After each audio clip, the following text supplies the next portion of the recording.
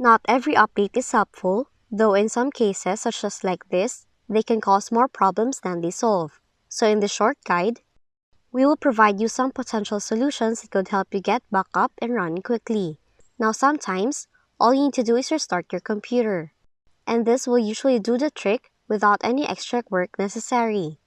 In fact, restarting the computer clears the temporary files and resets certain components, which can help you get rid of the error.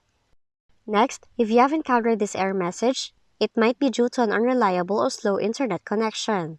So what you will need to do is take a moment and visit the website that lets you check your internet speed.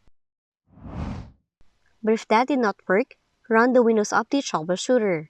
To do so, open Settings, click System, choose Troubleshoot, select Other Troubleshooters, then click Run next to Windows Update. Additionally, third-party security software can also interfere with the Windows Update process too. To rule this out, you can temporarily disable the security software and then try to install the update again. So that's what you should do to fix the following error code in your Windows computer. If you found this video helpful, kindly like and subscribe. You may also click and turn on the notification bell so you can be notified from whenever we release new videos.